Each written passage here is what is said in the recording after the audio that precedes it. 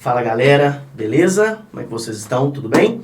Bom, vamos dar continuidade então ao nosso conteúdo, né? Nós terminamos, vocês assistiram na semana passada a aula sobre Renascimento, né? Postei as duas partes, Renascimento parte 1 e 2, e agora nós vamos para revoluções inglesas, né? São revoluções. Nós teremos dois momentos aí revolucionários na Inglaterra no século XVII, que vão sacudir a Inglaterra e vão transformar a Inglaterra na grande potência, né, econômica, militar, naval, né, a partir do século XVIII, é o que vai pavimentar o caminho da Inglaterra para ser a grande potência econômica, né, se revolucionar industrialmente, né, ali em meados do século XVIII. Tudo bem? Bom, para a gente chegar até nesse processo, para a gente chegar até aqui nas revoluções inglesas, a gente precisa de antecedentes, a gente precisa entender como que nós temos tantos processos revolucionários, tanta agitação social, político-social na Inglaterra no século XVII. Bem, o que a gente precisa entender, a gente vai voltar um pouco no tempo, ali no final do século XVI, na segunda metade do século XVI, quando a gente tem a Elizabeth I, tá? Elizabeth I, filha de Henrique VIII, aquele, né, que iniciou o processo de reforma, né, fez a reforma anglicana na primeira metade do século XVI, em 1534. A Elizabeth I, filha dele com Ana Bolena, ela vai consolidar o anglicanismo e vai consolidar o poder inglês, né, vai trabalhar ali para que a Inglaterra inicie um processo de se transformar em potência econômica. Lembrando que Elizabeth I, como filha de Henrique VIII, ela pertence à dinastia Tudor, beleza? Ocorre que a Elizabeth, quando ela assume o trono, ela diz que vai casar, mas ela vai se casar com a própria Inglaterra. Então a Elizabeth, ela não tem filhos, ela não deixa herdeiros, tá? Isso é um dos motivos que levam às revoluções inglesas no século XVII. Vocês vão entender isso aí. Existe uma peculiaridade no absolutismo inglês, que eu já falei isso na aula de absolutismo, que ela é muito interessante. Enquanto a França, ela tem aquela característica do que a gente imagina ser absolutismo, né, o poder, ele está totalmente concentrado nas mãos do rei, na Inglaterra não. Nós temos aqui um processo em que, desde 1215, tá? Então aqui, em 1215, nós já temos na Inglaterra uma Carta Magna. Não é uma constituição, mas é uma espécie de constituição. Nos lembra uma constituição, tá? Para que vocês possam entender aí mais ou menos como funciona, é como se fosse uma constituição. Não é de fato uma constituição, senão nós teríamos uma monarquia constitucional, e não é o caso. Nós temos também, além dessa Carta Magna, que é um conjunto de leis, de regras que vai reger ali o reino inglês, nós temos a presença de um parlamento. Este parlamento, ele é consultado né, em várias questões, aumento de impostos, declarações de guerra pelos monarcas existentes, mas ele não tem tanta utilidade no sentido de comandar a nação. Vamos entender aqui uma coisa. Neste processo, o rei reina, beleza? E governa. Acontece que os Tudor, tá? Os Tudor, tanto Henrique VII, quanto Henrique VIII, quanto Elizabeth I, eles têm uma característica muito interessante de ser hábeis. Eles são altamente habilidosos politicamente. E isso é muito interessante. Por quê? Porque eles são monarcas absolutistas, beleza? Mas que não passam por cima do parlamento. Eles usam o parlamento a seu favor. Isso é muito interessante. Então eles não descumprem a regra. Eles são, né, realmente absolutistas, mas não deixam de usar o parlamento e não deixam de ultrapassar as determinações da Carta Magna. O ato de supremacia de Henrique VIII nos diz isso. Tudo bem? O que a gente terá aqui também, uma situação bem interessante, são mudanças importantes, tanto na economia inglesa quanto na sociedade inglesa. Então a gente tem ali duas situações bem legais, que vão ser os cercamentos e a acumulação primitiva de capitais. O que são os cercamentos?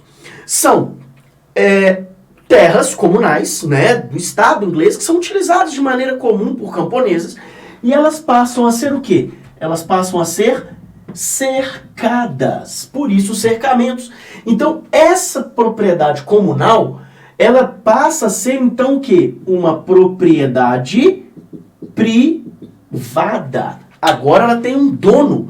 Então, aqueles que viviam nessa região, elas são retirados daqui, porque essa região antes comunal agora é uma propriedade privada, da qual ela será amplamente utilizada para a criação de ovelhas, para o abastecimento de lãs das manufaturas têxteis das grandes cidades inglesas, como Londres, Birmingham, Liverpool, Manchester. Tudo bem? Enfim, esses cercamentos, ele vai ajudar no processo de êxodo rural. Haverá um êxodo rural muito grande, então as pessoas vão sair do campo e vão para as cidades, gerando um crescimento desordenado muito grande, tá? E além disso, nós teremos uma alteração na relação trabalho-trabalhador, né? Então, nós temos aqui vários camponeses saindo do campo, indo para as cidades, ocupando essas cidades, recebendo muito pouco, enquanto essas indústrias, ou os donos dessas fábricas que se transformarão em indústrias, acontecerá o que com eles? Eles se enriquecerão. Assim nós temos a pavimentação, inicia-se aqui então a pavimentação do capitalismo, do que a gente conhece como capitalismo. Tudo bem? Além disso, nós temos a acumulação de capitais. Isso é bem interessante porque nós vemos o Estado inglês acumulando capital. Em que sentido? A Rainha Elizabeth, ela vai promover, inclusive, um incentivo à pirataria. Corsários ingleses, né, piratas ingleses, com anuência, com autorização da monarquia inglesa, vão atacar navios espanhóis, beleza? Barrotados de ouro e prata da América, para poder acumular capital. Mas peraí, Bernardo, eles estão pegando metais preciosos e acumulando? Não. Eles estão pegando metais preciosos e reinvestindo estes metais preciosos, transformando estes metais em capital.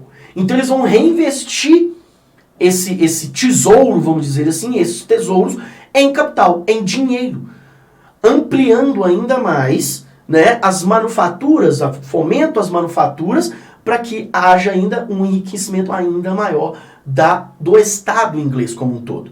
Tudo bem? Enfim, a sociedade inglesa, então, ela vai ser dividida entre a aristocracia, é o que a gente chama de nobre de sangue azul, né? Aquele nobre de sangue, que vocês conhecem tão bem, aquele que tem gerações e gerações de nobres, né? Desde lá do período feudal, beleza? Então, esses caras são aqueles que têm propriedades recebidas do Estado, ou recebidas de outro nobre, dentro daquelas relações de suzerania e vassalagem no período medieval. E aqui nós temos, por exemplo, uma característica legal, um ponto interessante na sociedade inglesa, que é a presença da gentry. O que é a gentry? A gentry é o que a gente pode denominar como pequena nobreza. Como assim, Bernardo, pequena nobreza? Simples. Esse camarada, ele é proprietário de terra, sim. Ele é um privilegiado, sim, mas ele trabalha, ele ganha dinheiro através da sua terra, né? Então, ele está entre aristocracia e burguesia. Ele é um pequeno burguês porque ele tem acesso à terra, mas ele vai receber dividendos daquilo. Ele vai ganhar dinheiro através da sua terra, né? E aí nós temos o yeoman. O yeoman também é outra característica bem interessante, porque são burgueses que, em vez de morarem nas cidades, vão adquirir terra. Então, o que vai acontecer aqui? Esses caras, tá? Eles compram a terra. E isso é uma característica do surgimento do capitalismo. Você já começa até agora o quê? O comércio de propriedade privada. Beleza, pessoal? Então, esses yeomen, eles são membros da burguesia, mas que não vivem nas cidades. No burguês, como a gente conhece, que vive de comércio ali dentro das cidades. Ele vive do campo. Tudo bem? A burguesia, já amplamente dita em várias áreas, várias aulas para você, né? A burguesia que o que a gente pode determinar dentro da Inglaterra são membros de uma classe que vive mais nas cidades, vivendo do comércio, das manufaturas, que posteriormente se transformarão em indústrias. E nós temos a principal classe subalterna, que é a classe dos trabalhadores, que a gente subdivide em trabalhadores rurais, camponeses, e trabalhadores urbanos, proletários. Tudo bem? Bom, a Elizabeth I, então, ela morre em 1603, inicinho ali do século XVII, e, como eu disse para vocês, a Elizabeth, ela se casa com a Inglaterra, ela não se casa com ninguém. Gente, a Elizabeth é aquela que eu já falei dentro de sala de aula, que ela é a rainha virgem, conhecida como a rainha virgem, né? Existe nos Estados Unidos, inclusive, um estado americano em homenagem a ela, Virgínia, né? Então a Elizabeth I, ela é denominada Rainha Virgem, mas não era virgem não, tá? Ela aprontava das suas, ela gostava, viu? E sem herdeiros, como ela não se casa, ela não deixa herdeiros, nós temos o fim da dinastia Tudor. Então o que o parlamento inglês vai fazer? Ele vai pegar a árvore genealógica da família Tudor e vai buscar dentro dessa árvore genealógica, né, o parente mais próximo. No caso, Jaime IV da Escócia. Beleza? Jaime IV, que é da dinastia Stuart. Beleza? O Jaime IV, ele é proclamado rei da Inglaterra e vai ser denominado a partir de agora Jaime I.